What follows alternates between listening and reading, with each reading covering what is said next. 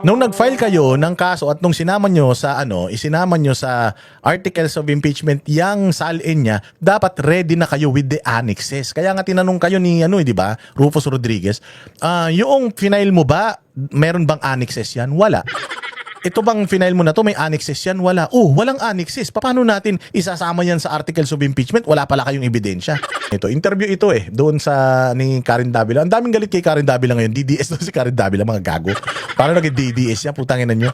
Kapag hindi nyo gusto yung hindi nyo gusto yung mga interview niya, kapag nadidiin yung mga amon yung mga magnanakaw sa Pilipinas, lahat na lang tatawagin yung DDS. Mga ulul talaga kayo, ha? Dito mga bossing, ipapakita ko sa inyo itong interview kay itong babae na ito mga bossing. Membro siya noong Committee on Justice, ha? At di ba no nakaraan in-interview ni Karen Davila si Luistro, nagmukhang tae. Si Luistro lumabas yung totoong kulay ni Luistro na nagfi-fishing expedition lang sila diyan. Ngayon, ganun din. In-interview din ito si Ateng, tapos pinaliwanag din niya yung mga bagay-bagay. Tinanong siya ni Karen Davila tungkol sa mga bagay-bagay. Pakinggan natin, ha, para napakaganda nitong interview na ito, mga boss. Napakaganda nitong interview na to, ha. Tingnan ninyo, tapos pakinggan ninyo yung mga sasabihin niya. And then, ka-counter natin yan, itong kanyang mga pinagsasabi, noong mga pinagsasabi ng mga matatalino na naghihimay-himay din nitong impeachment kay VP Sara. Okay, pasok. Of course, the jurisdiction as regards Madriaga lies with a court where the case is. The members are overreaching their limit. Check the veracity. For example, as regards Madriaga, we have not declared him to be either already at this point, since it is sufficient in form, substance, and grounds, that it already be brought to the plenary? Not yet. Of course, we will follow the rules on impeachment proceedings, and we will still have to determine probable cause as So doon pa lang palpak na, they have to determine probable cause. Sabi niyo na naman, paulit-ulit naman si Boss Dada, puro na impeachment. Hindi, kailangan talaga natin to. Kailangan natin ma-absorb. Kailangan paulit-ulit natin. Kasi paulit-ulit din naman sila na sinasabi na corrupt si Inday, na ganito si Inday, na ganyan si Inday. So kailangan natin yan i-counter ng paulit-ulit na ma-educate tayong lahat patungkol sa illegal na ginagawa ng Congress sa paninira kay VP Sara. Lahat naman ito sa paninira lang. Hindi kasi tayo pwedeng mananahimik lang habang sila dire-diretso, paulit-ulit, tuloy-tuloy. Kasi may kasabihan tayo na kapag ang isang bagay na hindi totoo, kapag pinaulit-ulit mo at paulit-ulit na naririnig ng tao, nagmumukha yan totoo. Kaya tingnan mo si Trillanes, mga bossing. Si Trillanes, ang daming beses naman nang napatunayan na walang kwentang tao yan. Ang dami ng beses na patunayan na hindi totoo yung mga sinasabi niyan. Pero tingnan mo mga boss, ang dami pa rin meron pa rin ilan, mga 3 na nakikinig sa kanya. Bakit? Kasi nga, he keeps on harping it every day, lahat araw-araw, mayat-maya. Sa bawat interview niya, paulit-ulit lang naman yung mga sinasabi niya. Pero since 2016, paulit-ulit na yan na naninira sa mga Duterte. At may mga naniniwala sa kanya, padala-dalawa, patatlo-tatlo. Tas ang ginagawa natin, sabi ni Pangulong Duterte, di ba? Sabi ni Pangulong Duterte, wag na yan, hindi naman na dapat pinapansin yan. Dapat hindi na yan wala namang kwentang tao yan. Ganun din siya, kanlang Matubato, di ba? Yung mga naggagawa ng istorya kay PRD. Si PRD, pinabayaan niyan, hindi niya pinansin. Ano nangyari kay PRD, hindi ba? Kaya ginagawa ni Inday Sara ngayon, si Madriaga at lahat ng mga naninira sa kanya, dinimanda niya na. Kasi nga, ayaw niyang dumating sa punto na magiging katulad siya ni Pangulong Duterte, na itong tao na to, na nagsasabi sa iyo ng mga kasinungalingan, pinababayaan mo, kita mo, nagamit ngayon sa ICC. Di ba? Kasi nga, hindi nila inasikaso. So, kailangan papanagutin yan mga yan. So, si Trillanes, dapat mapanagot ito sa lahat ng mga paninira niya. So, dahil siya ay tuloy-tuloy sa pagsisinungaling, kailangan tuloy-tuloy din tayo doon sa pag-counter sa mga ito. Kasi baka mamaya niyan ma-hypnotize ka. Ma-hypnotize ka. Minsan nga, pagka araw-araw sinasabing pogi ka, kahit mukha kang nilamukas na medyas. Nagmumukha ka, feeling mo talaga sa sarili mo, pogi-pogi mo. Pag maraming nagsasabi sa iyo at maraming paulit-ulit na sinasabi sa iyo yun, oo, gumagawa po ka rin sa paningin mo kahit hindi naman. So ayaw natin na mangyari yun, na magmukhang totoo yung sinasabi nila dahil tahimik tayo, tahimik ang mga Duterte. Tayo na mag-ingay, tayo na magka-counter. So katulad nito sa sinasabi nitong ulagang babae na ito, itong babae na ito na ewan ko kung saan pinaglihi ito, ito daw, kailangan pa daw nila ng probable cause. Ano nyo na pagbotohan nyo na sufficient inform and substance yan. Ano na yung next step? Hanapan pa ng probable cause? Hindi. Kung hinahanapan nyo pa pala ng probable cause yan, dapat hindi nyo muna, hindi nyo muna minarkahan yan na sufficient inform and substance. O sufficient in substance and grounds. Kasi kung sufficient in grounds na yan, and sufficient in substance na yan, that's it. Whatever it is na meron kayo, that's it. Yan na yung iaakyat nyo sa plenaryo at yan na yung iaakyat nyo sa Senado. At kung ano man yung mga kailangan nyo pa na mga ebidensya, you gather it by your own. Kayo maghanap nun, kayo magpresenta nun, and then it's up to the defense para pabulaanan yung mga ipinapakita nyong ebidensya. So, tapos na kayo. Nagbotohan kayo, sufficient inform. Tapos, pagkatapos no, sufficient in substance, nagbotohan kayo. Nagbotohan din kayo, sufficient in grounds. So, ano pa yung investigation na gaganapin nyo? Kasi dapat, kung mag-iimbestiga kayo, okay man lang. Hindi pa natin pwedeng pagbotohan whether this is sufficient in grounds and substance. Kasi, we need more information about this for us to determine that may probable cause. So, dapat hindi muna kayo nagbotohan patungkol sa sufficient in substance and grounds. Tama? Oh. Kasi ang pagkatapos niyan, katulad kay Bongbong Marcos, o di ba, nagbotohan kayo, sufficient in form, o di dumiretso. Sufficient ba yan in substance? Dinismiss nyo, di ba? O, nung dinismiss nyo ba yan, nag-iimbestiga pa rin kayo patungkol sa mga kaso kay Bongbong Marcos? Hindi na. Bakit? Kasi tapos na. Hindi siya sufficient in substance eh. So, hindi na kayo mag-iimbestiga. Hindi na rin yun maakyat sa plenaryo. O, ganun din dapat kay Inday Sara. O, nagbotohan kayo, sufficient in form. Tapos, pagkatapos, sufficient in substance naman. Nagbotohan din kayo, sufficient in grounds. Nagbotohan na rin kayo. O, edi dapat dun natapos yun. Dapat nag-imbestigan na kayo bago kayo magbotohan whether it's sufficient in form and substance. Tapos, dali nyo na sa plenaryo and then, let the impeachment proceeding go on or continue. Hindi eh. Nagbotohan na kayo. Tinapos yun na sa botohan. Tapos, hindi pa pala kayo tapos mag-imbestiga. Paano yun? Kung nag-iimbestiga kayo, tapos malaman nyo sa investigasyon na peke pala lahat nung ipinapakita nung mga nag-aakusa kay Inday Sara, babawiin nyo pa ba yung botohan nyo sa sufficient in substance and ground? Di ba? Hindi na. So ibig sabihin, itong ginagawa nyo na ito na investigasyon, wala nang kwenta yan, wala nang bearing yan because tinanggap na ng side ni Inday Sara, ng mga abogado ni Inday Sara, na ito ay mapupunta dyan sa Senado and they are willing, they are waiting, they are ready for bloodbath. And bloodbath, hindi yan mangyayari dyan sa inyo. Hindi pwedeng mangyari yung bloodbath na isang side lang yung pwedeng magsalita at magtanong. Paano naging bloodbath yun? Di ba usually pag bloodbath, di ba dapat mag-aaway yan, mag-iispadahan yan bago bumuha ng dugo. Paano makakapag-ispadahan kung kayo lang yung umaatake? Tapos yung inaatake nyo, walang espada. Mga gago pala kayo eh. Tanga yarn. Bobo yarn. Hindi ba? Diretso. It's stated in our rules. And maybe for the understanding of others, what we are doing right now is a preliminary investigation akin to the preliminary investigation in criminal cases. So, while Diba? Yan na. Inopen up niya sa piskalya. Di ba? May preliminary investigation. Hindi pa piskalya, actually DOJ.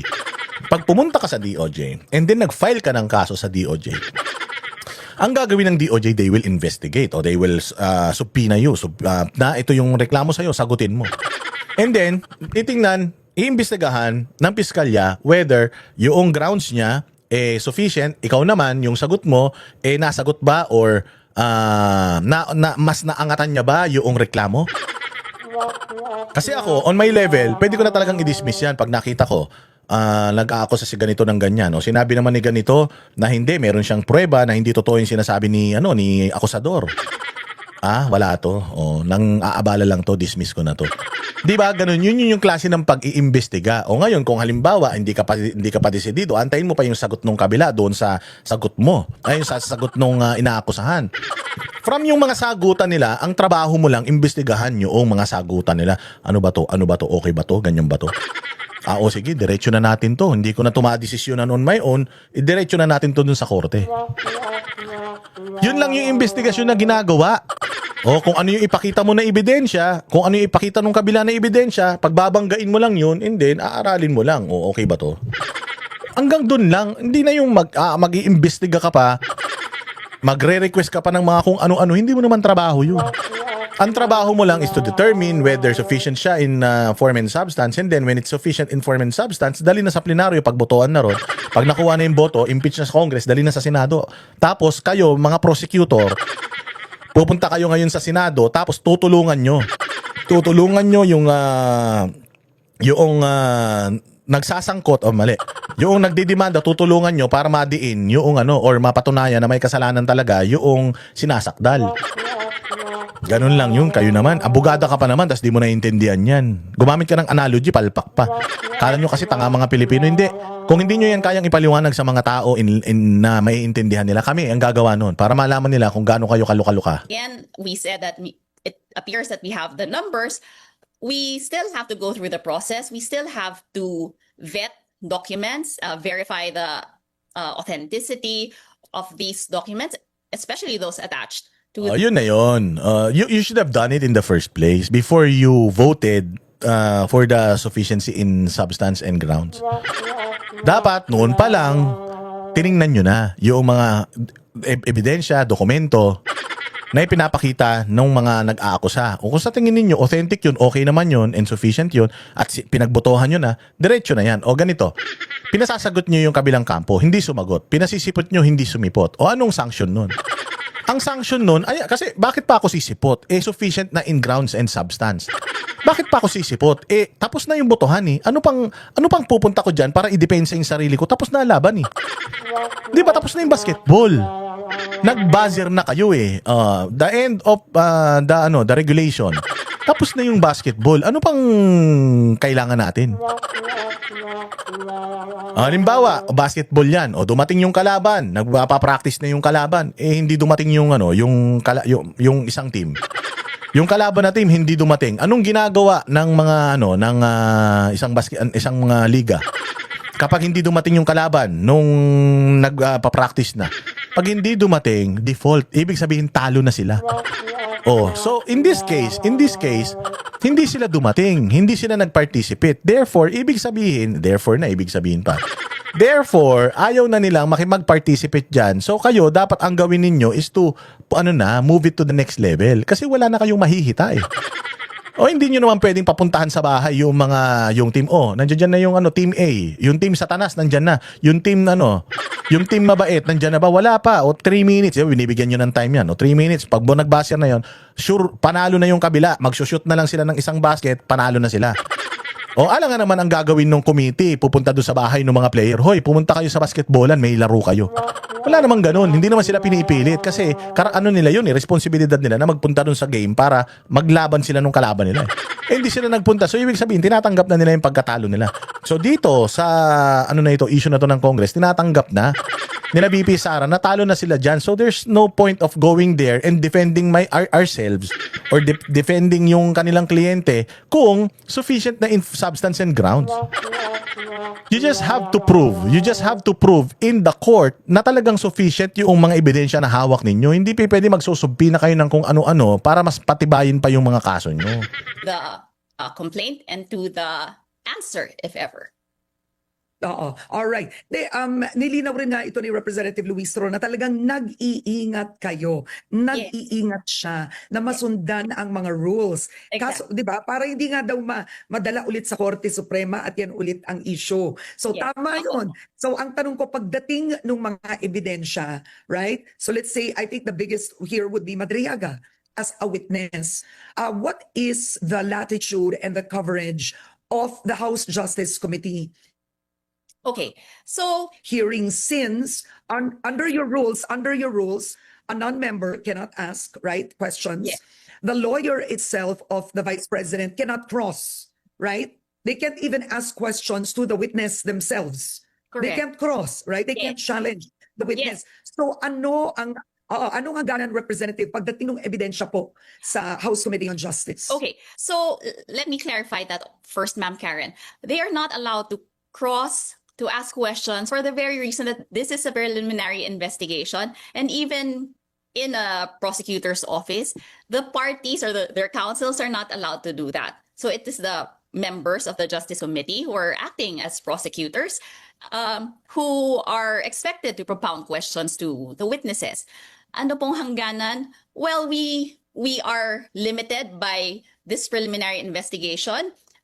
We are there to check the veracity. For example, as regards Madriaga, we have not declared him to be either a competent or an incompetent witness, contrary to the statements made by some colleagues that maybe he is of questionable character. So it is incumbent upon us to check the veracity of his statements. Hindi, fiscal kayo eh. Prosecutor kayo, di ba? So since you are the prosecutor, kailangan ang i-examine nyo lang yung mga ebidensya na meron yung mga nagpo-prosecute. Hindi nyo dapat examinin yung ebidensya nung defense. Bakit? Tinakita nyo kung ano yung kahinaan nung kanilang yung kahinaan nung kanilang depensa, tama? Kung ako rin naman gago. Alam nga may pakita ko sa inyo kung ano yung hawak ko laban sa inyo. Di tinalo nyo kami, hindi ba? Siyempre, strategy yan. So kung sa tingin mo, si Madriaga kailangan yung i-vet, di kayo i-vet nyo. Ba't kailangan nyo pa yung side nila Inday Sara? Nagsabi na sila na hindi sila attend because wala kayong jurisdiction sa kanila. And it's a done deal already. In the Congress, it's a done deal already. So we are waiting for the impeachment, grounds for impeachment or the articles of impeachment to be transferred or to be forwarded to the Senate para sa hearing na. Doon tayo magkita-kita. Inaano pa lang pala si Madriaga yung ebidensya na meron sila De Lima, sila Tridon at kung sino-sino pa dyan ng mga kupal, mga hindi naman binoto ng taong bayan ng mga kongresista. Yung nila, yung kanila yung examinin ninyo. Yung sa karapatan nila Inday Sara na itago yon. But pagdating diyan sa Senate where it counts, diyan na nila ilalabas yan. Doon na lang kayo.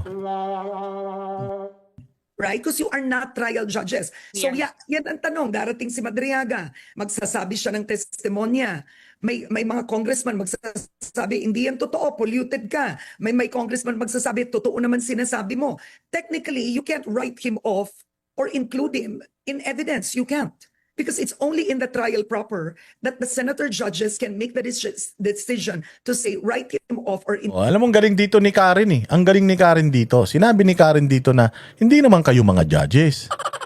So hindi ikaw ang magdi-decide whether itong si Madriaga pasok o hindi sa timbangan. Kung gustong gamitin ng prosecution, o gustong gamitin ng mga nagdidemanda itong si Madriaga, hindi gamitin nila and then patunayan nila sa Senate na accurate itong mga pinagsasasabi nito ni Madriaga. Hindi kayo. Personal yung magiging opinion nyo dyan na kung sa tingin mo, pasok si Madriaga, sa tingin mo, tatayo yung testimonya ni Madriaga sa korte, di isama nyo siya sa... Pinipigilan ba kayo ni Inday Sara na isama yan si Madriaga? Ihulog ng langit nga daw sa kanila yan. Pinipigilan ba kayo nila Inday Sara na na yung impeachment huminto na? Yung mga nag-file ng certiorari diyan sa Kongreso, wala namang utos ni Inday, hindi naman mga abogado ni Inday yan. Si Jimmy Bondoc, abogado man yan. Si Torion, abogado. Si Delgra, abogado. Mga supporter nila, yes. Kung hindi ka naman supporter, bakit ka naman pupunta ron? Pero walang utos yan ni Inday. Sabi ko nga sa inyo, hindi ba? Yung unang nakapagpigil sa impeachment, ang niyan, kami. Ako, si Banat Bay, si Coach Oli, kami ang tawag dito, co-petitioner nung motion, yung certiorari na i-file namin nung 2024. Yun, saan sa Supreme Court. Nanalo yun. Walang utos ni Inday Sara yun. Inisyatibo namin yun. Inisyatibo ni Pastor Apollo Quiboloy yun. Inisyatibo nila Delgra at nila Torion yun. Nanalo yun, kaya napigilan yung impeachment. Nalaman, ang galing-galing kasi ni Torion, alam ni Torion na lumabag kayo sa batas. Kaya takot kayo ngayon. Kasi si Torion na naman. Nakapanalo na si Torion ng isa sigurado na mananalo ulit si Torion dyan. Yes, and I believe that our chairwoman will be able to see whether the members are overreaching their Yeah. limit. Because most likely the senator judges, just offhand, I've covered 3 impeachment trials already. They will want to hear him in the trial.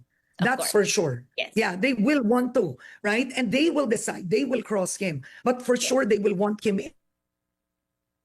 Tanong ko, of the House Committee on Justice, you need to secure him, right? You need to secure him. Pag sinecure nun yun na siya, what happens after? Ibabalik niyo siya sa detention, right? Yes, because Oo. there is an existing case, and Yeah.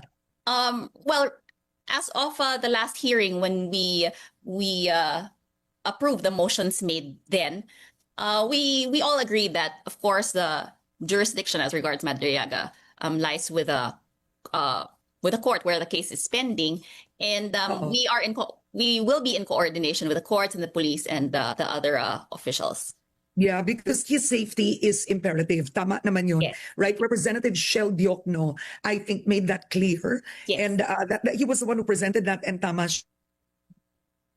Diba? In Yes. itself. O, tumaas ang salin ko, hindi kriminal yun. Yes. Every public official must explain how Representative Shell Diokno, I think, made that clear. Yes. And that he was the one who presented that, and tama siya. Ito, maganda to ha. Kasi ibinalik dito, Right? pag-uusapan na yung It's salin dito, interesting salin na. I firmly believe each and every public official must explain how their SALN has changed while in office. Yes. Pero ang Tuwan-tuwa siya, Kala niya, nakaano siya. Akala niya, oh yes, salin na. Oh, pero yayariin siya dito, tinan mo. tanong pagdating ng SALN sa inyo, kasi ang SALN in itself na tumaas is not a crime. Boom! Salin, pag tumaas is not a crime. Okay? Kapag ka tumaas yung iyong pagka nilagay mo yan sa salin mo, mababa siya, tapos biglang tumaas, then maglalagay ka ng mga supporting documents eh. Ano yung mga assets mo na inilagay para maabot mo itong itong halimbawa, yung in the case of Inday Sara, paanong naging halimbawa 88 million yung kanyang salin. Paanong 88 million? Ano yung mga yan? Ito ilalagay mo yan. Ito yung bahay ko sa ganito, yung ganyan, yung ganyan. So ito yung value niyan. Yan lang ba yung meron ka? Oo, yan lang yung meron ako. Sige, so yun yung salin. O ngayon, meron isang halimbawa, itong mangkok na ito, lagayan ko ng gamot. Itong mangkok na ito, 5 milyon ang halaga nito. Itong mangkok na to, sa'yo to. Ba't wala dyan sa salin mo? Hindi mo na ilagay sa salin mo itong mangkok na ito. Mahal-mahal nito. Ay, nakalimutan ko. Patay ka. Yon, paglabag yun sa batas. Pero yung salin mo na ganito yung halaga, kahit na gaano pa yan kaliit noon, kung ganito yung naging halaga niya ngayon, na-justify mo na ito ay na yung salin mo at yung dinideklara mo ay parehas doon sa meron ka. Halimbawa, ang dineklara mo 10 lang yung sasakyan mo, pero nung pumunta sila sa bahay mo may 30 kang sasakyan. Ayun, problema yan.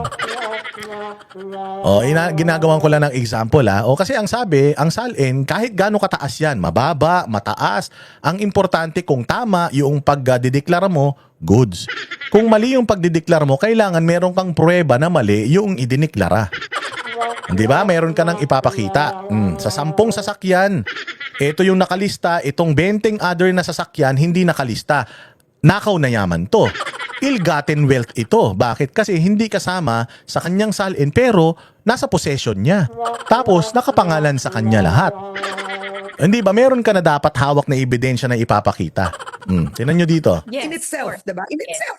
Tumaas ang salin ko, hindi criminal yun. The Yes. crime is determined if you are unable to prove that, diba, illegal ang pagtaas ng salin. Oo. Correct. It is So expected pagdating to ng increase. salin doon, pero pagdating ng salin doon, how far can the House go when clearly the camp of the Kasi dineclare ni Inday eh. When you declare it, ibig sabihin, walang problema, that's what you are declaring. Dineclare ako, wala akong asawa, halimbawa. Tapos may asawa pala ako. Yun ang paglabag sa batas. Dahil nagsinungaling ako. Pero kung dineclare ko naman, wala akong asawa. Tapos jumowa ako, walang problema yun, wala akong asawa eh. Ganun lang yun. Nakadeklara eh. Naka-public yun eh, yung salin eh. Kaya nga sabi ni Inday Sara, you have to make sure if you're accusing someone of an ill-gotten wealth, you have to have in your possession yung wealth na ninakaw. Ano yun? O kung halimbawa property, anong property yung sinasabi ninyo na ninakaw ko? Oh, because yan, I will prove it na nandiyan yan sa salin ko. So hindi ko ninakaw yan, I declared it eh. Vice President for sure will not explain it in the House. Okay, so what we will do with that is, well, we subpoenaed Sal-Ens, I think, based on the Sal-Ens. motion of Kong Ridon, and Oo. that was approved. And I guess it will be used to show certain allegations in the complaint. Oh, mali yun. Kasi sinubpina ko yung salin. Oh, kasi yung salin naman na yan, sabi nga, publicly available yan. So dapat nasa kamay na ni Ridon yung salin niya. Okay? Actually, nasa kamay niya na yung salin. Kaya nga meron siyang figures eh. From this wealth, naging ganito. Oh, nasa kamay niya na yon. Now, doon sa mga nasa kamay niya na mga dokumento, alin meron ba siyang patunay na hindi accurate yung kanyang mga yung nasa salin niya? O ang laman ng salin niya, limbawa 10. O merong hawak si Ridon na 20 na wala dun sa salin niya. O di ba? Dapat may ganun. Eh wala eh. Ang sabi ni Ridon, isubpina natin yung law firm, isubpina natin yung ganito, isubpina natin to para makita natin kung magkano ba yung kinita nung kanilang kumpanya and then ibabangga natin. Hindi pwede yun. You should have done it before. Nung nag-file kayo ng kaso at nung isinama nyo sa articles of impeachment yang salin niya, dapat ready na kayo with the annexes. Kaya nga tinanong kayo ni di ba, Rufus Rodriguez, yung final mo ba, meron bang annexes yan? Wala. Ito bang final mo na to, may annexes yan? Wala. Walang annexes. Paano natin isasama yan sa articles of impeachment? Wala pala kayong ebidensya. Meron kayong salin. Tapos ang basihan nyo lang, from 10 piso, naging 20 pesos na. Yung yaman niya ngayon. O saan galing yan? O hindi kayo dapat nagtatanong ng ganyan. Dapat pag nag-akusa kayo, hindi kayo nagtatanong. Pag nag-akusa kayo, meron kayong hawak na matibay na ebidensya na magbaback up doon sa akusasyon nyo. Hindi eh. Nagduda ka lang. Dahil from this, naging ganito. Nagnakaw yan. Chismis yan. O, ibig sabihin, yan? Malisyoso ka lang. O, di ba? Malisyoso ka lang. Wala ka namang ebidensya na hawak. Buti sana kung meron ako, meron ako dito, 100 bahay, nakapangalan sa kanya. Pero wala sa salin niya. Kasi sa salin niya, 5 lang yung bahay na diniklara niya. 20 na bahay itong hawak ko. So paano yan? Hindi niya diniklara ng tama, ibig sabihin, nakaw na yaman ito. Di ba ganun dapat, Ridon? Bobo ka eh. Regarding the SALN violation or the non-disclosure in the SALN. Alin nga ang hindi dinisclose? Kailangan specific, hindi niya dinisclose yung 5 patatas. Hindi niya dinisclose yung 5 tsinelas. Dapat may ganon. Kapag may non-disclosure, alin yung hindi dinisclose? Bobo nyo. Hindi nyo alam. Mahahanapin nyo pa lang. Yun ang mali. Naghahanap pa lang kayo ng ebidensya. Na kayo, bumoto na kayo ng sufficiency in form and substance. Ako nga, hindi ako abogado, naiintindihan ko yan eh. What do you mean non-disclosure? When you have a SALN and it's increased, that's disclosure. I mean, I just want you to clarify. Exactly. Tangina, bobo. Huling-huli sila ni Karen Davila eh. If this is my SALN before, and then, nilagay ko sa SALN ko, nag-increase siya ng 100%. Is it a non-disclosure? It is a disclosure. Dinisclose ko, kaya ako nga nilagay sa salin eh. Anong non-disclosure dun? Kung meron akong hindi dinisclose, you have to be specific alin yung hindi ko dinisclose. Because the fact that it is in my salin, it means that's what I'm disclosing to the public. Ganito lang ako kayaman. Bobo, huli. Tangina kasi yan ang sinasabi ko sa inyo, bawal magmura eh. Yan ang sinasabi ko sa inyo, puro kayo mga tanga, tas nagagalit kayo kay Karen Davila. Nagagalit sila kay Karen Davila dahil daw, DDS na daw siya. Tanga tong mga to eh. Pag tinanong mo to, sabi ko nga sa inyo, si Karen Davila pa lang yan. Paano kapag yung mga abogado na yung nag-cross-examine sa mga ito? Mga abogado na ni Inday Sara yung nag-cross-examine sa mga ito. Kukumbinsihin na lang nila ng abogado ni Inday Sara na peke lahat ng mga akusasyon nila sa korte. Paano na kung si Karen Davila pa lang natatain na kayo? Fine. It's explanation. It's not na non-disclosure. If it's in the SALN, then it's disclosed. What the Yes. Vice President needs to do is explain. What was alleged in the complaints, in the two complaints, was the non-disclosure of many assets. Many assets. Alin nga? Yun nga yung hinahanap eh. Tinan mo. Tinan mo. Simple lang yan. If there is an asset na hindi dinisclose, merong siyang mga assets na dinisclose, yun yung pagbabanggain mo. But the fact na sinusubpina ninyo yung bank record, sinusubpina ninyo yung mga transactions noong kanyang mga businesses, it means wala kayo nung sinasabi ninyong undisclosed. Naghahanap pa lang kayo. Therefore, it's a witch hunt. It's a witch hunt. Many figures, I believe. Fishing activity yan. And again, I know that this is the beef of the respondent in saying that it was not properly identified, or there was no ultimate facts. But again, like in previous SAL and impeachment Wala na. case, like in Corona, the statement Yeah. of the non-disclosure of certain assets, or even just one asset in the SAL and the failure to show the Wala na, natain na. the Sige. proper increase, or the reason for that increase was that was used against Corona. Hirap na hirap si ate, oh. Yan, yabang-yabangan, tali-talinuhan, nung tinanong na, nga. Oo. Pero kay CJ Corona kasi, merong mga properties na nakapangalan sa kanya na hindi nalagay. Yon. Kay Corona, may mga properties na nakapangalan sa kanya na wala sa salin. Yun yung non-disclosed.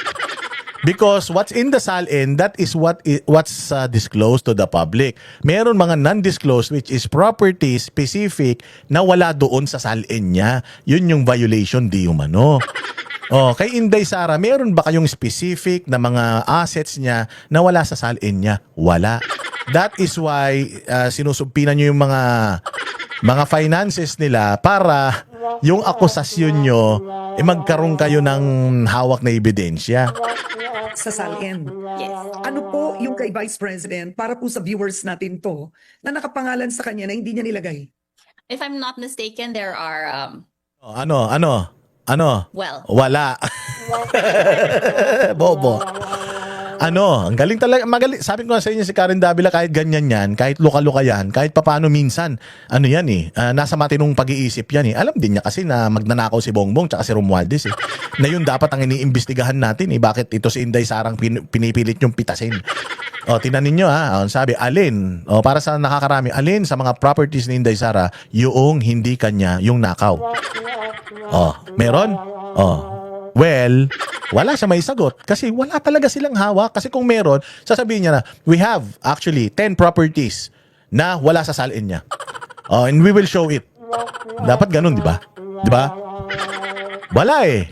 first bank accounts, and I Okay. believe yeah. that The one Tanungin nyo kung kanino galing. Kanino galing yung ebidensya nila. Kanino? Ito na. alleged by, to clarify, the one alleged by Senator Antonio Trillanes. yes, Yun, patay. So, tangina, sabi ko nga sa inyo eh. Ang tawag ng Congress kay Trillanes, ang pambansang chismoso. Pambansang chismoso. Wala nang naniniwala kay Trillanes. Nasa Senado pa si Trillanes, ito na yung mga sinasabi niya. Magnanakaw si Manscarpio, si Pulong Duterte, hari ng ganito, ng ganyan. Meron daw tattoo ng dragon sa likod, na meron daw ng triad, serial number. Hindi naman totoo. Si Bongo daw may tattoo sa likod, wala naman.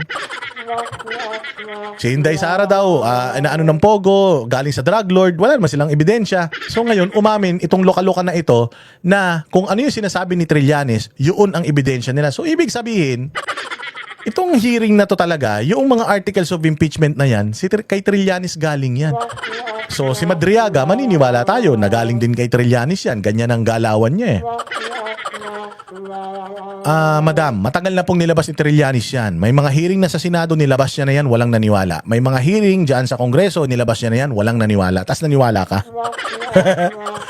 Anak na tinapay kayo, si Trillanes lang pala ang source ninyo. Kaya naman pala naghahanap kayo karagdagang ebidensya dahil galing sa baliw yung ebidensyang tsaka akusasyon na pinangahawakan nyo ngayon.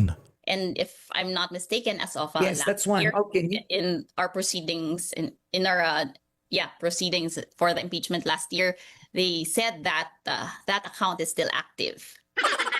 And to add to that, there are companies, oo. I believe, that are connected with the respondent that are not alleged in the SALN. That Alin nga doon? Alin doon? Dapat specific kayo. According to Trillanes yan, ha? According to Trillanes. Putya, sabi ko nga sa inyo, reputation-wise, hindi nga nanalo sa Caloocan niya. Walang tiwala tao dyan, eh. Tapos yan ang gagamitin niya. Tapos na laban. Matagal na nilang na-debunk yan, eh. Even AMLAC itself, sinabi ng AMLAC na tinanong kasi si Trillanes, saan galing yan? Oh, sabi ni Trillanes, secret. Di pa pwede secret. O tinanong ngayon yung AMLAC, saan nyo ba galing itong mga sinasabi ni Trillanes na mga figures? Hindi. Hindi sa amin galing yan. Bago kami makapag-issue ng certificate o nung kung ano man, kailangan may court order, kailangan may kaso sa korte. Hindi kami pwedeng basta mag-issue ng ganun lang. Bank secrecy law. Diba? Patay tayo dyan. So anong kwenta nitong ano na to, nitong kaso na to? that's why there was also a motion for production of documents by the Securities and Exchange Commission. Patay tayo dyan. So ngayon pa lang kayo humihingi. Humihingi kayo ngayon ng patunay na tama itong mga pinapalabas ni Trillanes. Bakit hindi kayo humingi sa kanya ng patunay? Ba't kailangan kayo maghanap ng patunay? Responsibilidad ni Trillanes yun. Bilang isa sa mga nag-aako sa kay Inday at bilang sinabi na ng AMLAC na peke yung mga dokumento na hawak ni Trillanes, pinakinggan nyo pa rin. Wala talaga. Mahina. Diyos ko po. Ito, sabi ko nga sa inyo, pakinggan ninyo itong sasabihin dito ni Sal Panelo, ha? Pakinggan niyo sasabihin ni Sal